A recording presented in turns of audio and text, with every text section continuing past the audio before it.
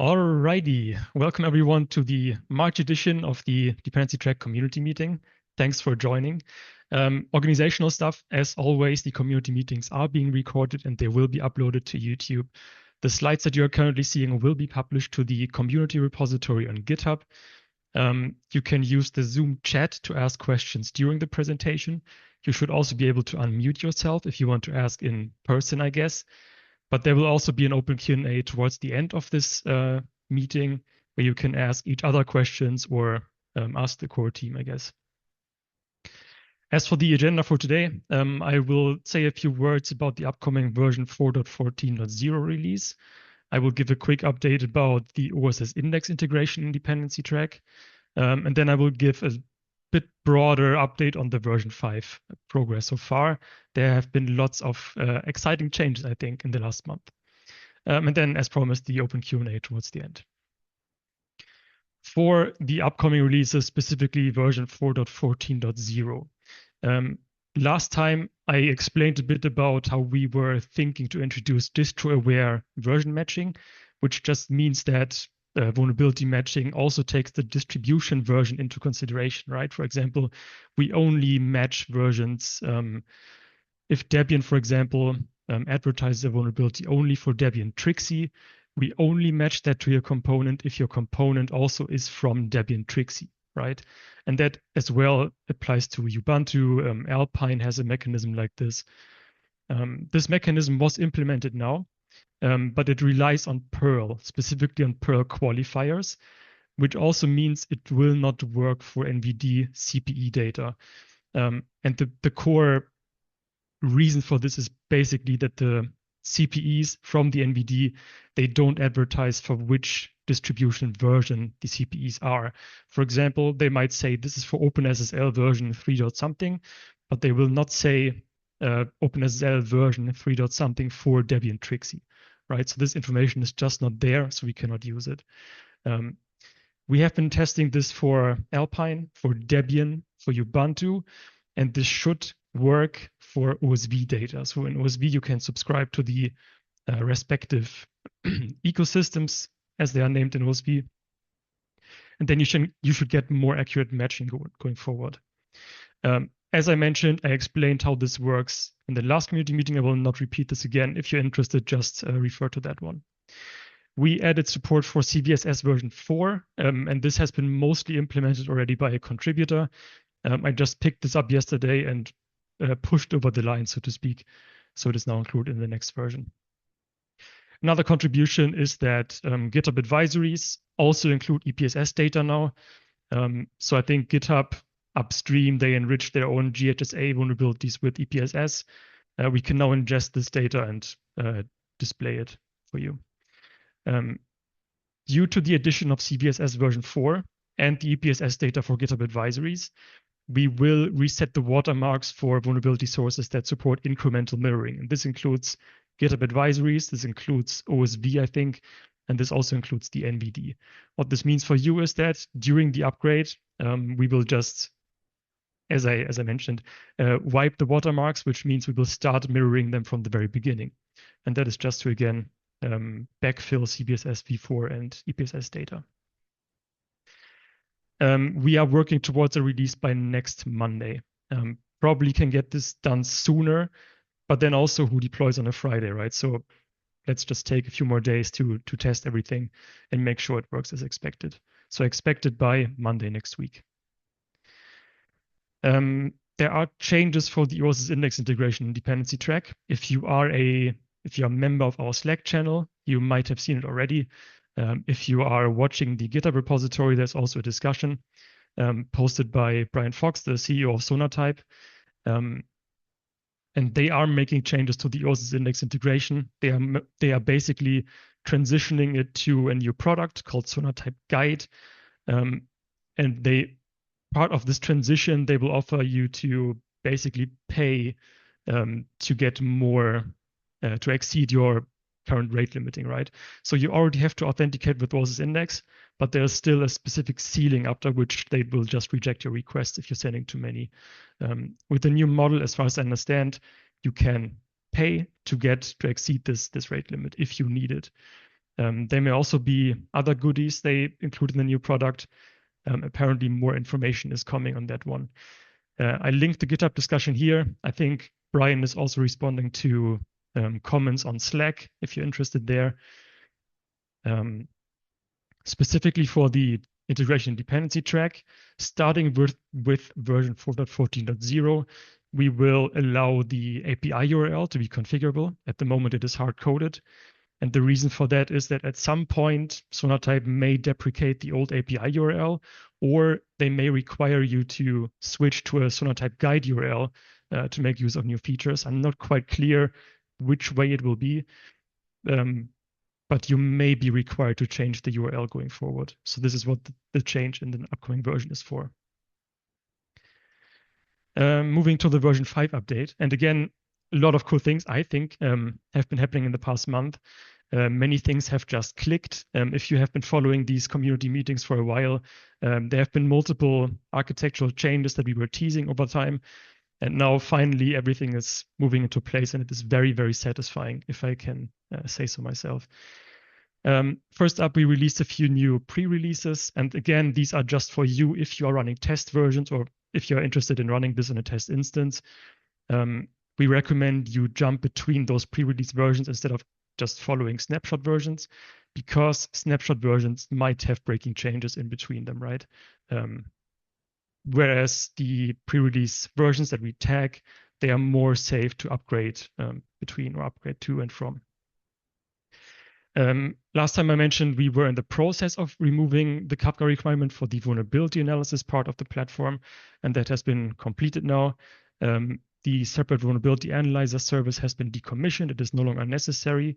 The new architecture is documented in the documentation, if anyone is interested. We implemented something roughly explained as auto deactivation of vulnerabilities that are no longer reported by any analyzer. If you have been running Dependency-Track for a while, you might have encountered this before, that, for example, if Sonatype was index fixes a false positive upstream and you reanalyze a project, the finding doesn't go away. Or if you enable fuzzy analysis for the internal analyzer, and then you notice, oh, there are way too many false positives here, you disable the feature again, but the findings stay around. And that has just been due to a few challenges when it comes to deciding when a finding is no longer applicable, but that has now been resolved, and it's kind of cool to have, I guess. We reworked the vulnerability alias model for better performance and reliability. We added a possibility to designate cluster nodes. For example, if you deploy multiple dependency track nodes forming a cluster, you can say, hey, these nodes should only serve web traffic and do not perform any background processing. I will go into detail what this means in a few minutes or moments. We updated the task scheduler. So the task scheduler is responsible for, say, scheduling the recurring vulnerability analysis, metrics updates, synchronization with LDAP if you have LDAP enabled. And the scheduler now supports catching up on missed schedules. For example, say you have a task that is scheduled for execution at 2 a.m. in the morning, but you have a downtime during that time frame, or you're doing upgrades. And the instance was down while the task should have been triggered. Now we just detect that this happened and catch up on missing schedules, so you don't have to wait another day essentially for them to fire the next time. We have switched from the executable war distribution to a standard jar one. This has many technical reasons. I will not go into detail here. But what this means for you is you can no longer deploy the application to a Tomcat or Wildfly application server or whatever else is out there. If you use container deployments, which I think most people are doing, this has no impact on you. That said, you can still just download the jar and run that standalone if you don't use containers. You just cannot use application servers anymore. We migrated the worker thread pools to virtual threads. This is a Java concept. It just essentially means we have lowered our resource footprint, which is mostly memory related. So in Java, every single normal thread uses at least 4 megabytes. And if you have like many threads, of course, that piles up. Now, most of that overhead is just gone, especially when the system is idle. We implemented a pluggable caching mechanism. And this is mostly for caching responsive upstream services. For example, owasp index, so we don't hammer their API. You don't burn through your credits, so to speak. The default implementation uses an unlocked Postgres table. Unlocked in this case just means it doesn't write to the write-ahead log of Postgres, which has fewer I/O or less I/O cost than usual tables. We could also support Redis or memcached or whatever else. It's just a matter of adding implementations depending on what the community wants. The entire BOM processing and project analysis pipelines have been migrated to durable workflows. And this is, I think, I first mentioned durable workflows almost a year ago in these meetings.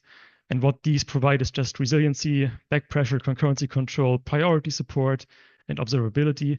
Those are kind of generic words, I get that, but essentially you can now hammer your dependency track deployment with lots and lots of uploads, and you don't have to worry about it overwhelming the instance or race conditions because multiple analyses are running for the same project. All of that stuff is now handled. We have primitives for this now. And yeah, this is one of those pieces that just clicked into place. It is very satisfying. I want to go into detail on the auto inactivation of vulnerabilities that I mentioned before. So previously, what could have happened is you had an analyzer A that identifies a vulnerability V in a component C. If A now fixes a false positive, for example, owasp index fixes a false positive upstream, or for example, you disable the analyzer completely, the vulnerability stays around. Even if you click reanalyze, the vulnerability will stay around. And that, of course, is a misrepresentation of reality, right?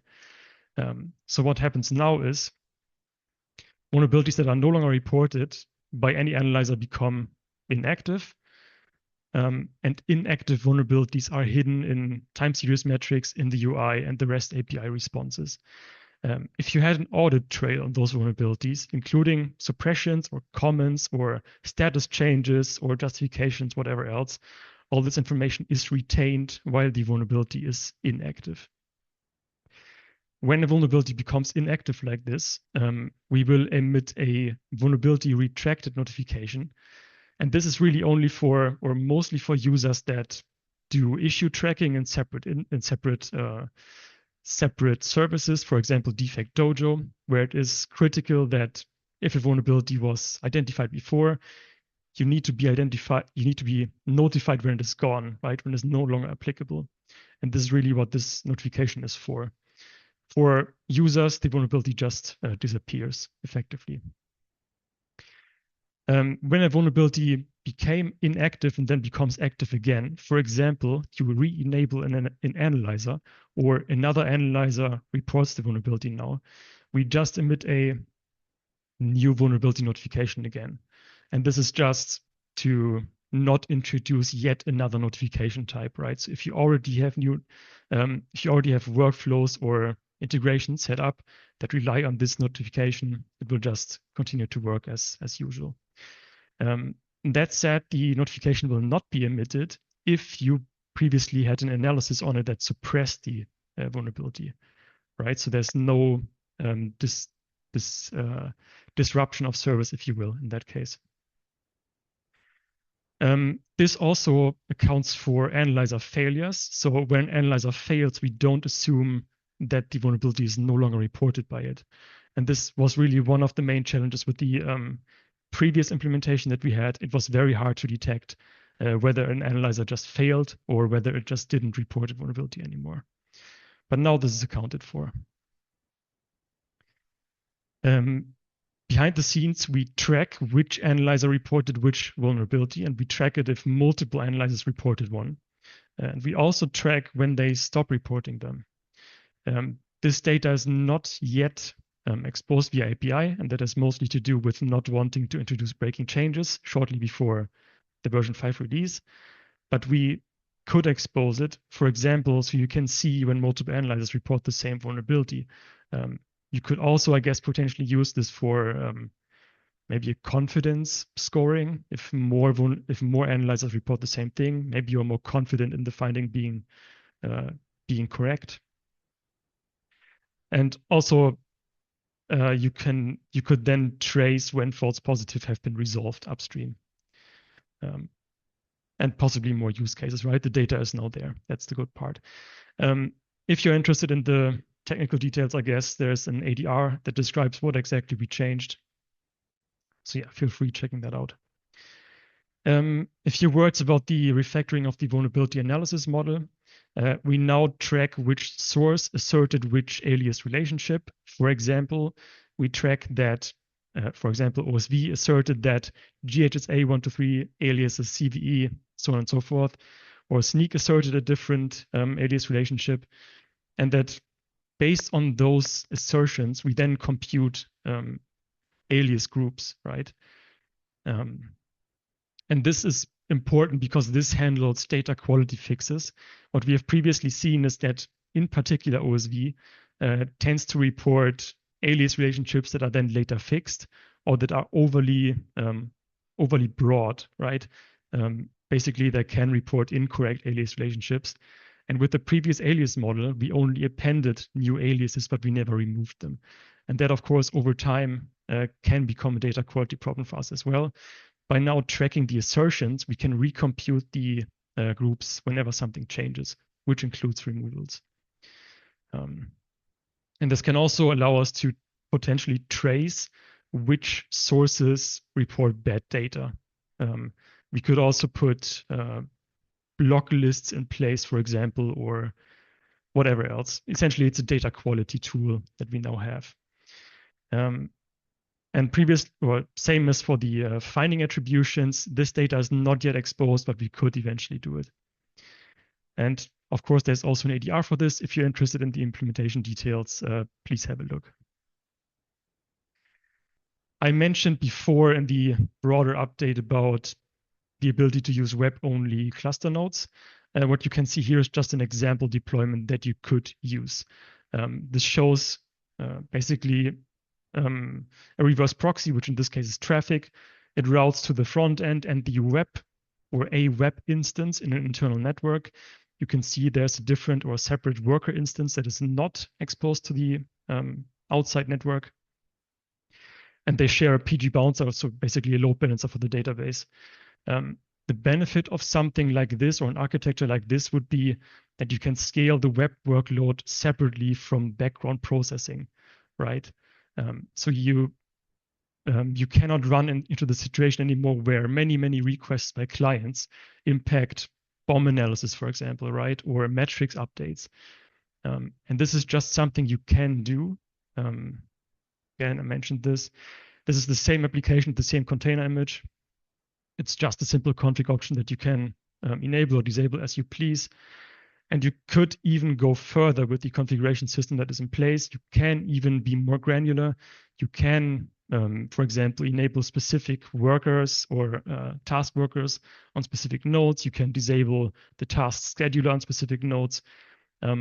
But the separation between web and worker is much easier to reason about and much easier to support for us. And also, like, you can individually scale the web and worker nodes if you want.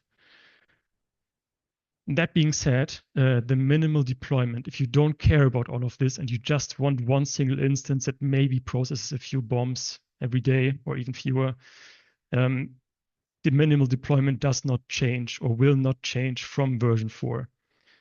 You will still only need front-end API server and Postgres, which I think should be fine for most workloads. Just know that you can now, you can now horizontally scale the API server if you want. And then, of course, if you outgrow that setup, you can split up web and worker nodes, and there are many more scaling tools, so to speak, that you can use if you need to go further. This is all going to be documented. I'm currently working on example deployments, which show incrementally what you can do if you hit a scaling ceiling. Last time I only showed, I think, a list of workflows.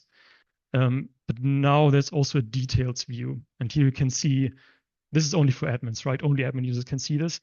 But basically for vulnerability analysis, for bomb uploads, for potentially more vulnerability mirroring from external sources, for notification publishing as well. These are all now durable workflows, and you can see them in the UI. You can see all the events that happened within them. You can see when something went wrong. You will be able to see failures in here. So this just gives you another tool to essentially debug without having to check logs all the time. I also mentioned that you will be able to get better control over task queues. You can see here that to isolate workloads, basically, we have multiple task queues that do different things. For example, artifact imports, which includes bomb processing, metrics updates, notifications, policy evaluations, and so on and so forth. You can individually enable or pause them, or pause and resume them. And you can also change the capacity. And the capacity is basically allows you to globally limit the concurrency of the workers who work on that task queue. Again, this is also only exposed to admins, of course. It's just a tool that you can use. I think it may be helpful. It is helpful. Currently in progress. The last man standing for the Kafka requirement to be dropped is component metadata fetching, which includes like latest versions, hashes, publish dates. Again, this will conclude the Kafka removal finally. We are working on documentation, particularly, as I mentioned, around deployment and operations. We're putting together examples and guides how you can run the platform. We also need to still port a few changes from version 4 releases. That's just the nature of the situation. And we are still optimistically aiming for GA by end of this quarter, which just gives us a little bit about a month. Just want to say, like I'm more or less voluntarily out of work at the moment. So this is the only thing I'm focusing on right now. I basically have a financial interest in getting this over the line as soon as possible. To put it how it is. Yep. And that's all from me. Any questions or anything else?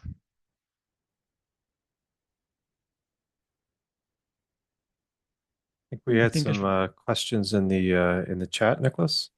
Yep, checking. Is Kafka fully decommissioned now from Sean? I guess I answered that kind of with the previous slide. Only one last missing piece. Believe me, I'm really hoping to get this done very soon. Fahed is asking, has there been any official announcement regarding the version 5 GA release date? I guess I answered this also. Aiming for end of this quarter, doing our best to achieve this. Dennis is asking, you discussed vulnerability sources and analyzers. Is there still support for vulndb? Will vulndb still be supported when Flashpoint transitions to a newer platform? That is a good point. The analyzer has not been migrated, but it is a very easy task to do with the current setup that we have. So I guess, yes, it will continue to be supported.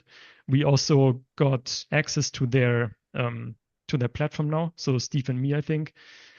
So we have the API docs and everything we need to make it happen. It will be part of the GA release. Sean is asking, when will CycloneDX version 1.7 be supported? Good question. The bottleneck here is currently the Java library for CycloneDX that needs support for version 1.7 first.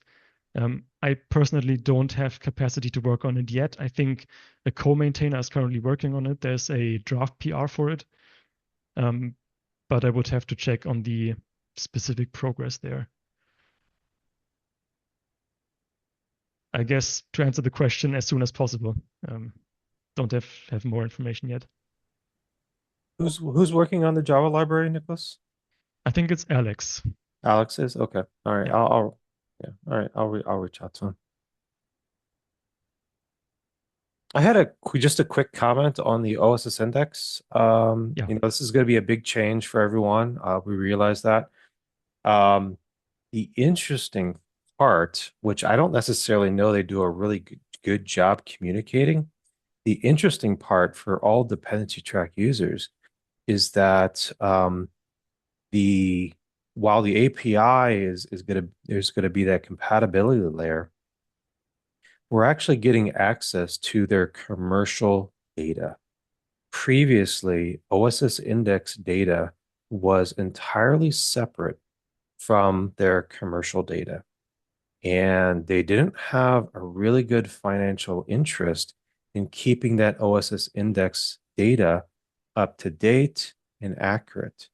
Um, but Sonatype Guide, even with the OSS index compatibility API, uses their commercial data. So realistically, we're going to get access to much higher quality, better sources of data that's actually managed by a really reputable data science team.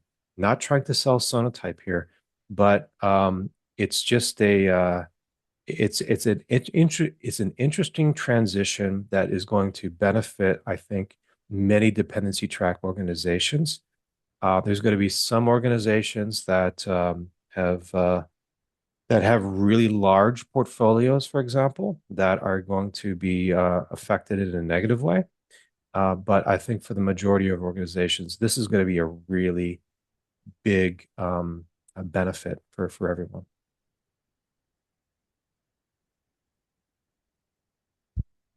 Yep, good points. I think even large organizations are already are impacted, right? Could be. Because as Yeah. far as I understand, OSS index is not lowering the rate limiting. It's just that they Right. give you now a possibility to go above that. Sean posted a comment. I have some questions about our proposed CBOM support work. Yes, do you want to unmute yourself or? Sure. Yeah. I mean, if other people have other questions, I can wait until the end. It's no problem. I think you are the only question. Okay. So Nicholas, we've spoken before about trying to bring CBOM support into Dependency-Track V5. Mm-hmm. And so we've been collaborating with IBM on that, and we've been trying to look and see what are some of the different ways of representing that data. We've kind of come to a bottleneck on decision about how to represent the data. And one view of looking at it is trying to treat it like a component. The challenge here is when we look at components inside of the dependency track knowledge base, we have unique identifiers for them. And so creating a repeatable unique identifier for a cryptographic asset will probably need some type of standardization, we think. And we're interested in the community comments on that, feedback or views about how we would map that. I'm happy to share what we have. We have it open, but we're kind of stuck with how we try to make those proper relationships work when we're relating a cryptographic asset to just a project or relating that cryptographic asset to a component, which is then in turn related to a project. And we just have some open questions there on trying to figure out who do we talk to, who can give the best advice about what way to go. Off the top of my head, I would say if you have some information already that you can share, that would be much appreciated. Yeah. I will definitely have a look. I think I will also, or Steve is already here. Steve will probably also have a look, give his opinion. Yeah. If And you we can share it with both of us, please, that would be great. I haven't honestly touched the dependency track code in probably 2 years, Nicholas, something like that, maybe a little bit longer. Yeah. But I know the CBOM spec in Cyclone like the back of my hand, so Great. I can certainly help you. I can certainly help you there. And I know enough about the dependency track object model, even though it has changed a little bit, where, I think if Nicholas and I were both involved, I think we can sort this out relatively easily.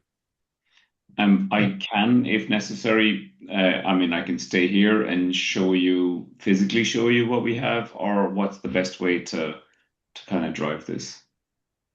I am without I'm with limited power right now. In fact, my entire house, my neighborhood is without power. So I'm on I'm tethered to a cell phone right now. So I don't really have like video at the moment, so I can't really see all that well. But maybe schedule like another time with Nicholas and I. Just loop us in on the Slack channel. Might be the best. Okay. I can do it.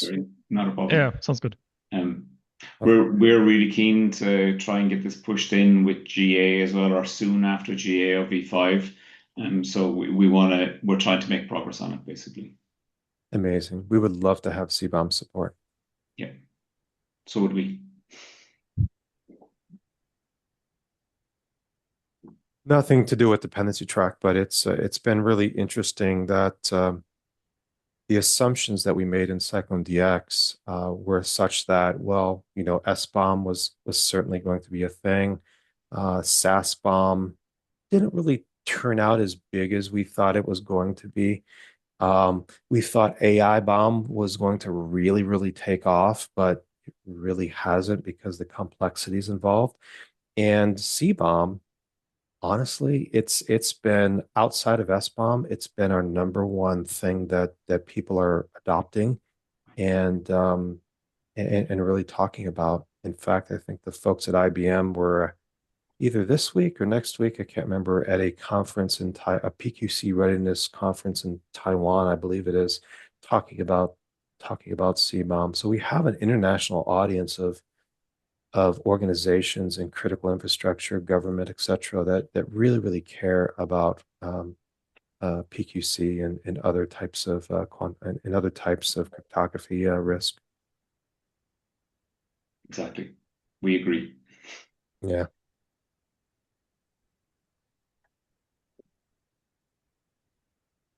Alrighty, do we have any more questions? Anyone else want to say something? 3, 2, 1, sold. Alrighty. Then thanks everyone for joining and see you next time. Bye. Thank you. Thank you.